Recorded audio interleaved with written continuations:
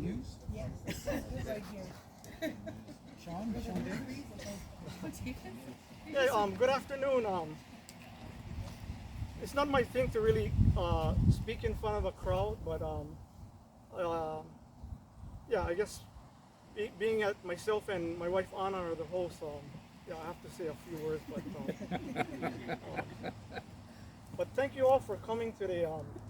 I know we live such busy lives, so I appreciate your yeah, taking the time and making the effort to help us celebrate the completion of this project. Um, yeah, this project was about, well, this event is about 1 year in the making. If you read that little insert we included with the invite, if you can imagine, there was a big fountain here, and it was filled with stagnant water. It was just, and like my, my, my neighbors reminded me, the only ones who were enjoying the fountain were the frogs. They could hear the frogs all the way next door. It'd be like, it was so loud when you came out in the spring. But anyway, the fountain was filled with like putrid water, and this whole place was overgrown with weeds. So last summer, I finally figured something has to be done. we used the garage as the main exit point from the house. So the first thing you see when you come out of the house is this. So yeah, something had to be done. So every evening last summer, I was pulling all the weeds, and when we finally got the weeds out, I thought we need some statues here, something maintenance free. So I went out and found some statues at this place called Asia America, and the proprietor is here, Dan Barbato. So he was nice enough to direct me to this statue of different cultures call this statue differently, but in Japanese culture we call it Kannon, and it's the Bodhisattva of compassion and mercy. So I thought it would be an apt thing to put here instead of the fountain. So that's where it all began. Like so once we got the statue, he said, "Oh, it can't be sitting on the ground. It needs to be on pedestals." So unfortunately, the fellow who built the pedestals is not here. He's coming. Well, he is. He's gonna be late though. He's coming from Corvallis. Yeah, he had a job in Corvallis. Yeah. Fellow by the name of Greg Rain built these pedestals, and he's a stonemason, and he's currently on a 12-hour shift now. So he couldn't even he could barely make it to his own event. But hardworking guy. When I went out to look for somebody to make these pedestals, I had no idea how challenging it would be, not only to build them, but just to find somebody. When you call professional companies, all they simply want to do is pour a concrete block and put like rock veneer. But that's quite not what I was looking for. So just to find Mr. Rain that was a journey unto itself. Like referral here to referral there, and then finally he came over and Needs a web page. Needs a website. yeah, he's using pictures of this to promote himself. Yeah. Yeah, when he began the project, I had no idea how taxing it was. I thought, oh, you just put some blocks together. But be a lot easier with the CMUs and the putting stone veneer. Yeah, it takes a lifetime, a career, a lifetime in your career to really. And he was working on this from late fall into early winter. So periodically I would come out and check, and then kind of eyeball things, and then we'd talk, and then after a few minutes, I'm thinking, I need to go in the house. My feet feel frozen. And here he was, pounding away all day, and yeah, his determination was unbelievable. To just not do one but three, and that's really the foundation of this. I guess what I call this art installation. It's the pedestals that I guess give it the foundation, the look. So yeah, without Greg, yeah, it wouldn't be what it is today. And then, another guy I want to recognize was if you see these two wood carvings on the side, they're called Neo Guardian. They look a little fierce, but they're meant to ward off evil. So they usually found like at the entrance to like Buddhist temples. When I acquired these, I had no idea how beat up they were. I ordered them online, and they were literally cracking apart. One arm was off. Some fingers were missing. So when I brought it to the woodworker who repaired them, I literally handed him an arm, a bag of fingers, and then I was waiting for him to tell me, no, you're just gonna have to throw this away. But he said, no, I can bring this back to life. And there's the fellow here, Mr. Steve Handy. He's an old world woodworker, and he actually gave these pieces new life because I swear they were ready for the scrap heap. So thanks to Steve, we're able to add this to the installation. Wonderful.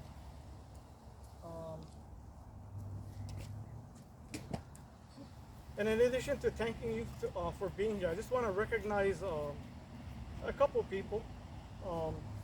We have our officiant for today's ceremony, Patrick Bancho Green and his wife Laura.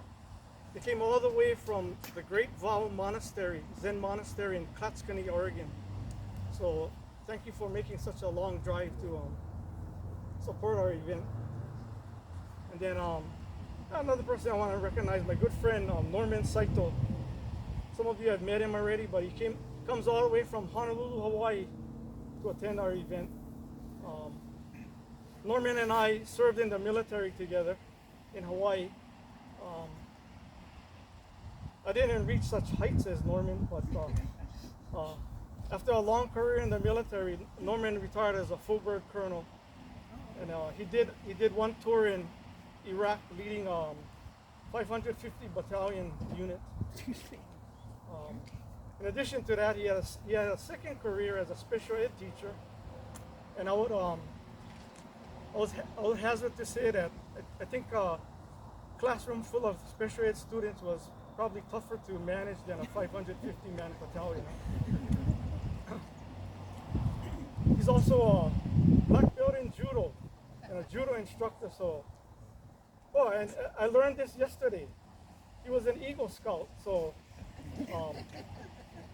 yeah, I don't know how what finer example of an American you could find, but Gary. Oh, You made it! Yay! yeah, come here, Greg. Not too late. Right. I already gave you your introduction. You did. Yeah, Thank you so much. but this is Greg Rain. He's the one that built these pedestals.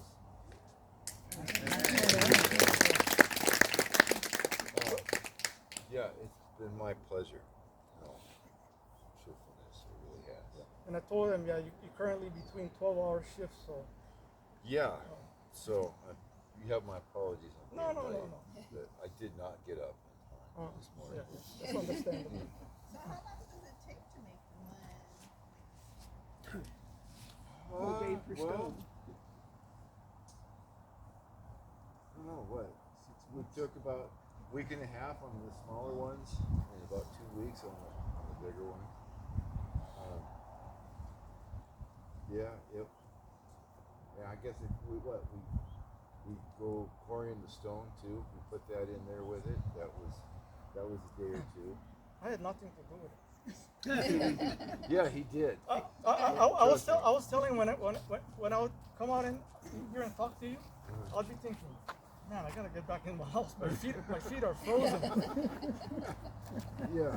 So, but when Gary told me what he wanted for a vision, it was like, yeah, I can do that.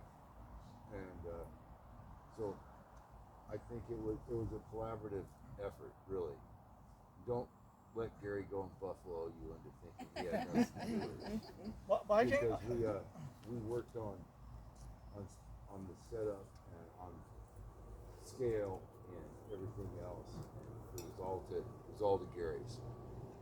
It was a lot more complicated than it looked because these three pieces had to be aligned and aligned with the driveway and aligned with the circle, which when originally built, they weren't thinking that, you know, it was going to have to be so precise. So Greg had to triangulate these three pieces against, like, you know, dead straight down the driveway, but yet still be centered in this oval. And not only that, I didn't even think of it, but there's an elevation change from one side to another. But this guy. Well, thank you, Gary. Can I sit down now? Yeah. Please? Turn around here. Let's get a picture together. Yeah. There we go. Yeah.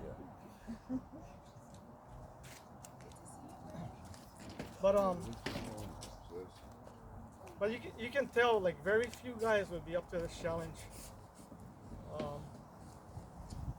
And then not to shamelessly keep on plugging Greg, but on the other side of the house, we would barely walk on that side because it was bare dirt, rocks, and weeds.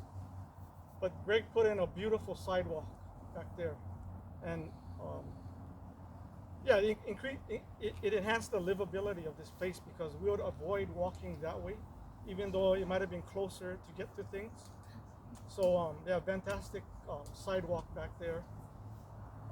And if that's not enough,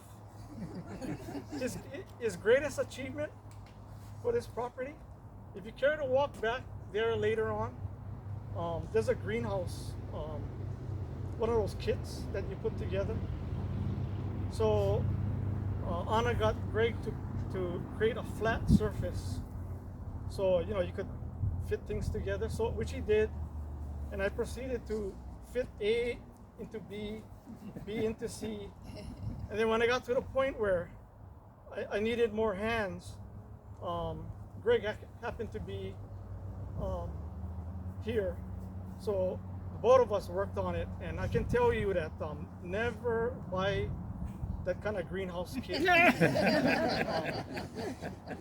you have Greg nearby. No, but No, Greg doesn't but want even to do with it. but even with Greg and I, there were numerous occasions where we were just stumped. It's so because there's so many pieces and because it's rather thin, everything's flexing. So when you put A, B, and C together and you go to put in D, you gotta take off B because everything's like flexing. So I gave up after like 3 days. But Greg was determined. He even told me, he said, "Oh, I see you lost interest." But while he was working on the sidewalk, he was determined to get that thing up. And at one point, he had to use a grinder to like forcibly fit the pieces. That's how complicated it was. And then numerous times we had to take off pieces. We would get to here, then we would have to take off here because it was flexing too much. But he got it done. And if this wasn't hard enough, I think that greenhouse was his greatest achievement. And we came away from that with the conclusion that it's almost impossible for a normal homeowner to put up. We had the benefit of a completely flat surface. And this guy is so good that when he measured the surface from one end to another, there was only 1/8 inch of elevation change. So that's how flat it was. And still, with the benefit of that completely flat surface, it took us to the limit. So it did take us to the limit. yeah. And it was everything I had not to just. So be forewarned, especially you men, when your wife tells you, "Oh, I'm gonna buy this greenhouse kit." No. Link to that kid. Ah, sure. Well, we know Gary knows how to put one together Here, now. look at We it. can get one. Contractor. Yeah. But for a final plug, so if you need anything dealing with stone, rock, or cement, this guy is the guy to call. Professional all the way. And also wanted to recognize one more person who was kind of involved in this project. It's George and Eileen Bellinger. They're back there. They're the ones that fabricated this archway over the driveway. They're kind of artisan craftspeople. And it came out wonderfully. I wanted something unobtrusive, just simple, and we don't even notice it when we drive through. So it achieved the effect. And the whole thing was to hang these sheets of fabric. So I don't know what all of you thought, but I hope it somewhat achieved that effect. It's gorgeous. Like as if you're stepping into another world. I mean, I even thought of a fanciful name for it. It's like the veil of impermanence. But yeah. Let's see. Ever forgotten anybody to? No, I think that's about all. Well, Greg also created this walkway, this beautiful stone walkway of flagstones, and that came out perfectly too, because I told him the effect I wanted is when you step off the asphalt and walk on it, it's like seamless, like you don't even have to look. And with his expertise, it came out perfectly. So our officiant today has a clear and beautiful path up to the Bodhisattva. Yeah. So I guess without further ado, I'll turn it over to our officiant today, Bancho Green, and his wife Laura. Thanks. Good afternoon, everyone. Good afternoon. It's nice to be here. As Gary said, my name is Bancho, or Patrick, you can call me, and this is Laura. And he asked me to give a little bit of a talk to kind of explain this and what's going on. I thought it would be more interesting. So just a little introduction. So we come from Great Vow Zen Monastery, which is in Klatskanai. It's a Zen Buddhist monastery that's open to the public. We have these ideas of, some monasteries are really closed or cloistered. And one of the things that we do is we offer meditation and silent meditation retreats that are open to the public. So in fact, this morning we have a public program where you can come and learn to meditate, hear a talk about Buddhism. And that's every Sunday at 10 o'clock. So you're all welcome to come if you're interested in that kind of thing. It's called Great Vow with a V. Just actually, like if you Google Zen and Klatskanai, I think it's the only thing there. So Laura and I have been studying Zen Buddhism with our teachers for almost 20 years now. And our monastery temple is registered with the Soto Zen school in Japan, in Tokyo. And so we have a lot of back and forth between us and Japan. And so that's a little bit about that. As Gary said, so why have a ceremony with a statue? Like Why bother doing that?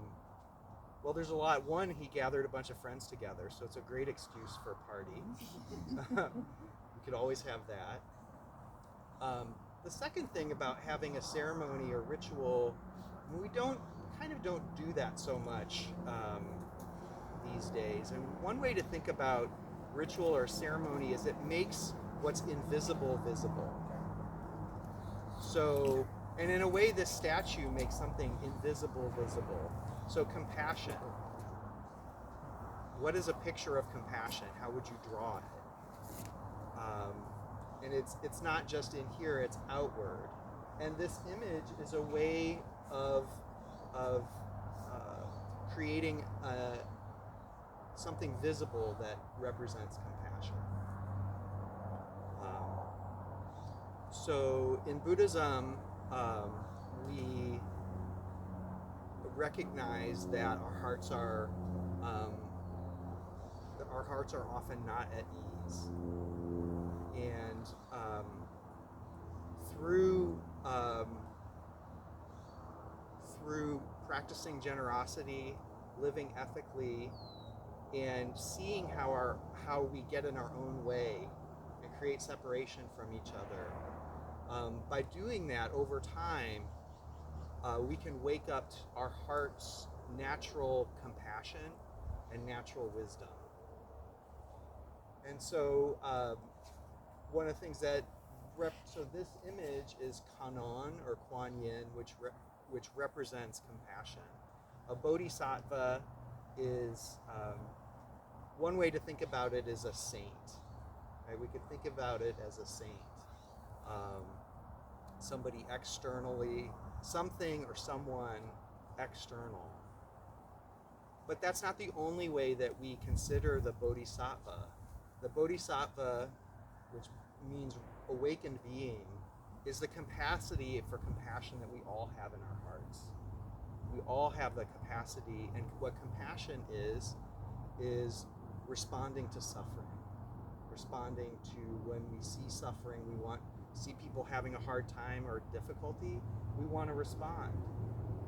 And when we're oftentimes the thing that gets in our way in our responding is it may be our own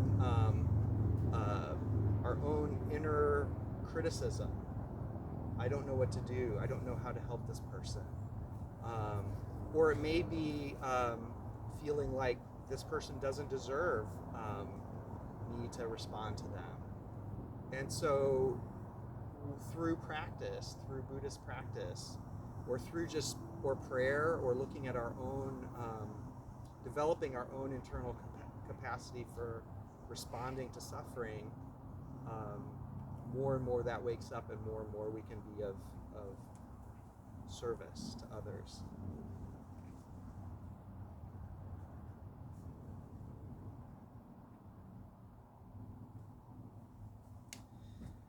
So in Buddhism, we recognize that all human beings have an inherent awakened nature of wisdom and compassion, which we call Buddha nature, which is whole, complete, interconnected, and interwoven with the universe all the time. But we just don't see it. We don't always recognize it. So compassion, as I said, is wanting to respond to beings who suffer, to anyone who suffers. And sometimes you'll see images of Kannon with 1,000 arms, and each of those 1,000 arms has a different implement or tool in it. And that implement or tool is something that responds to what do people need. So if you imagined Kannon as a parent, the 1,000 arms of Kannon would have a Kleenex, a Band-Aid, the car keys. What needs to respond? A cell phone. Yeah. So one story, a Zen story about this is two people were having a conversation, two monks in the story, and one of them says, "How does the Bodhisattva of great compassion use many hands?" and eyes. Sometimes it's pictured with eyes on every hand. And again, that's seeing suffering everywhere. It's not literally, it's an artistic representation of that. So how does the Bodhisattva of great compassion use so many hands and eyes? And the monk respond, it's like a person in the middle of the night reaching for a pillow. It's like a person in the middle of the night reaching for a pillow. And what that means is it's natural. It's natural to us to respond to people who suffer.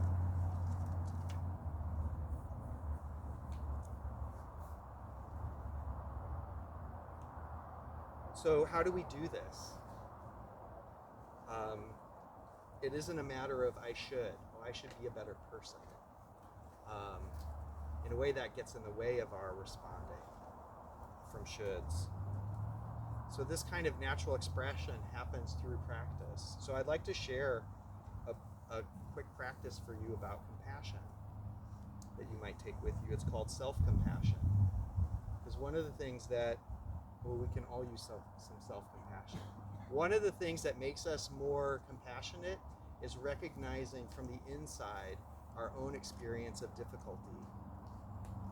So, for example, if you've lost a parent, if your parent died, then you know when somebody is experiencing the sickness and death of a parent, you know how to respond. You know what that's like, right? So that difficulty gets transformed into compassion.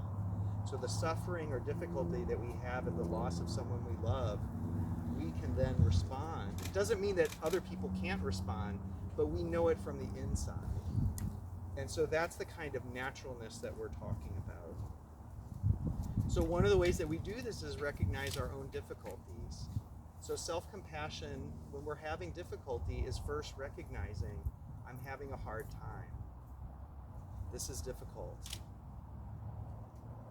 It's not self-pity, but it's not resisting the way things are. It says, this is difficult. Instead of trying to run away from difficulty, we just experience it. The second part of self-compassion is our common humanity, recognizing that everyone has difficulties in their life. So I may be having a difficulty with the illness of a parent, and I can open up to other people. I'm not alone. Other people have experienced this, and so I open up to others. And finally, may I be kind to myself. May I offer kindness, self-kindness while I'm going through this difficulty. Because oftentimes we can be so,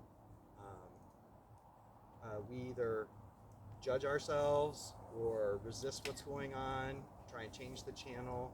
And it's really about being being with what is, so that we can respond from compassion. So that is what this image represents, is our inherent compassion. It's not the only image, of course, that represents compassion, but this is just one of those. Do you want to say anything? I think it's quite fitting also that it's in a place where a fountain used to be, that Kanzeon or Kuan Yin or Kannon is often depicted with the waters of compassion that flow out. And so we can all identify with that through our tears or just the refreshment of water. And this is just another way of expressing that flow of the waters of compassion. So what a perfect place for such a representation. That's great.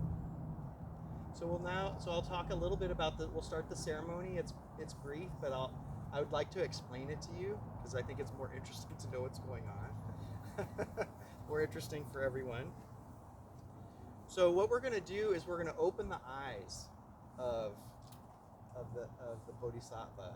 Right now the Bodhisattva is asleep. And so we're going to open the eyes, and the way that we'll do that is we'll take a brush and we'll dot the eyes, not literally with ink in this particular one. So we'll open the eyes, and we'll open the eyes with our own awakened, compassionate nature. It's basically offered to the image. I'll do some chanting and I'll say some words in Japanese as part of the dedication. This is part of the ceremony, and then I'll let you know what they are in English too. And then we'll do some offerings. We'll do generosity. So you'll see offerings of food and water and incense, and that's basically practicing generosity. Then we'll say some words and open the eyes, and then we'll do a brief recitation of some chants in English and Japanese. So it's a short ceremony, but so that's what it is, and happy to talk with you or answer questions later for sure. Sound good? Are you ready? Okay. So in order to start the ceremony, we need everyone's participation, and you don't have to get up or say or do anything, but if you would like to perhaps close your eyes or not, and imagine or remember someone you know, either personally or maybe inspires you, who is a compassionate person.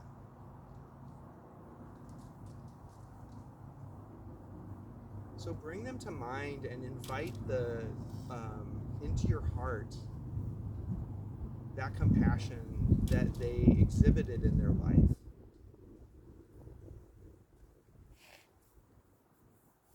Perhaps remembering that compassion, how they were, their good heart.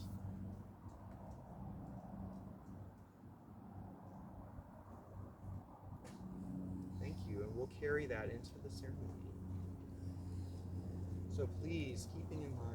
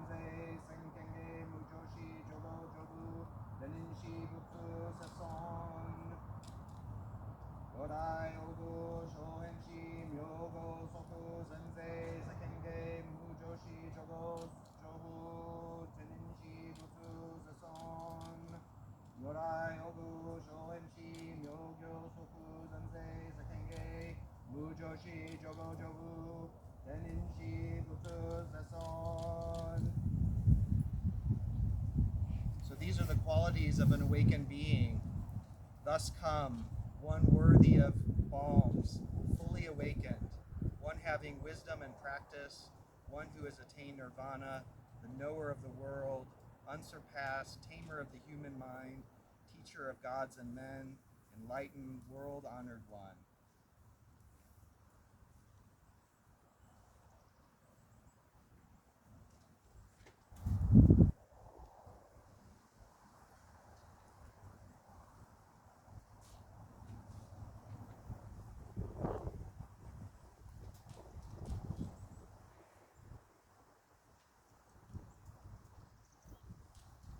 First eye is the warm and gentle eye of compassion.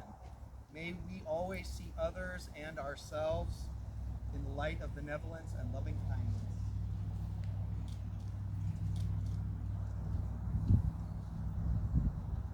The second eye is the bright, piercing eye of wisdom. May we always see the pure Buddha nature in all beings.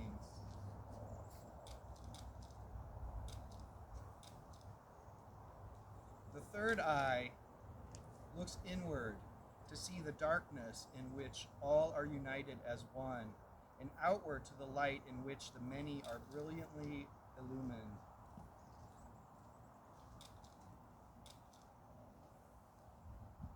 Now, open the inner and outer eyes.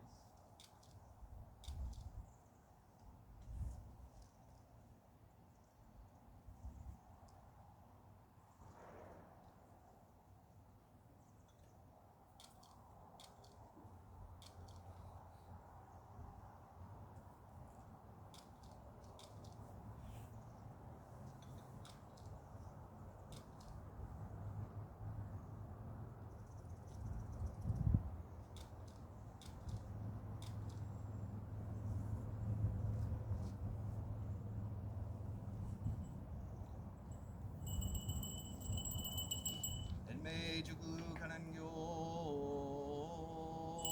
ganzeyan namu butsuyo butsu enyo butsu en oposo enjo rakugajo chonen ganzeya onen ganzeyan nennen jushinki nennen furishin ganzeyan namu butsuyo butsu enyo butsu en oposo enjo rakugajo chonen ganzeyan onen ganzeyan nennen jushinki nennen furishin ganzeyan namu butsuyo butsu enyo butsu en oposo enjo rakugajo chonen ganzeyan onen ganzeyan nennen jushinki nennen furishin.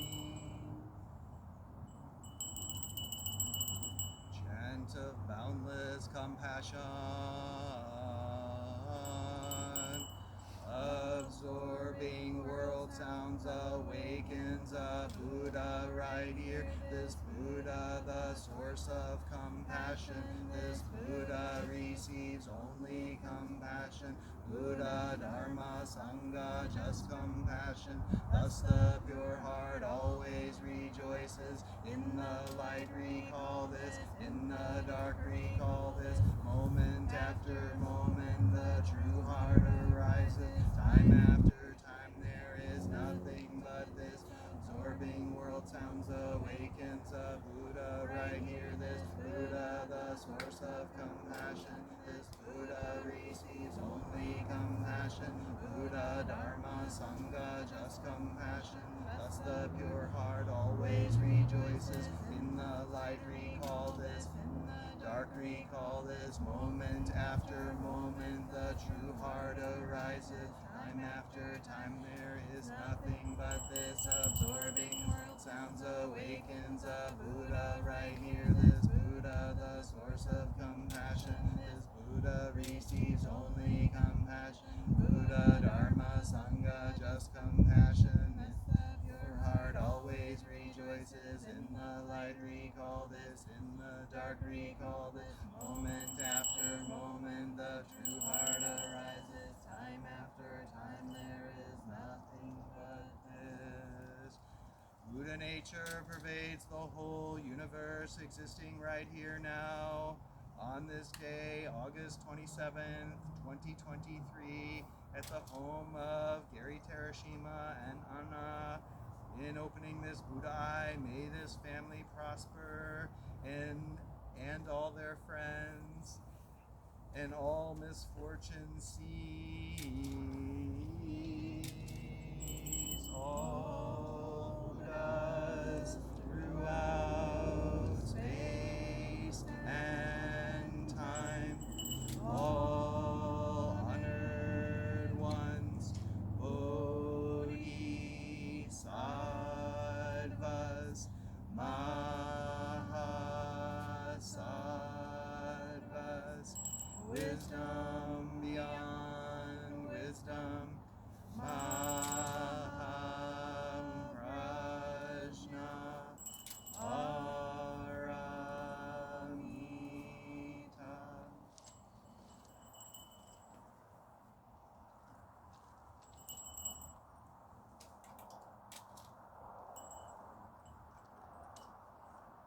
Thank you all very much.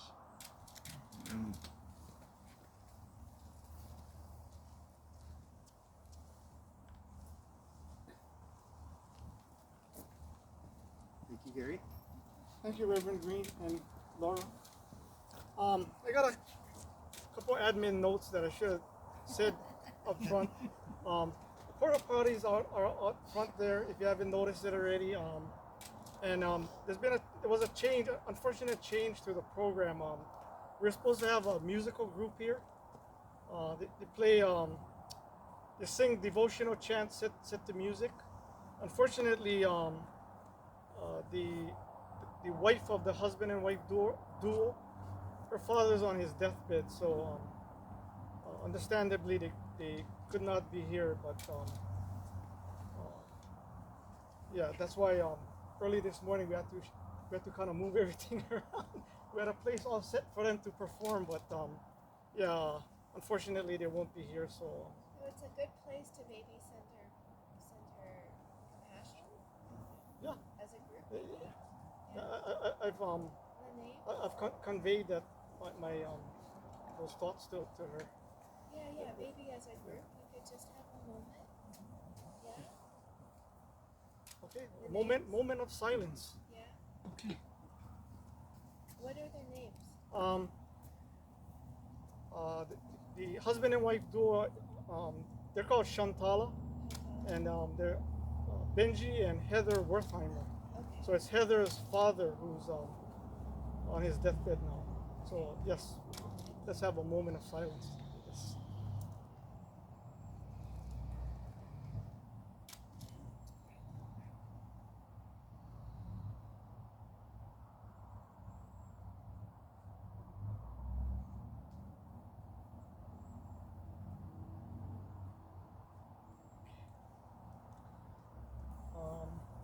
So we'll have lunch after this, and feel free to stroll around the grounds. The state of how this fountain was kind of a reflection of the larger area of our yard. So Before and after. so we did clean up some.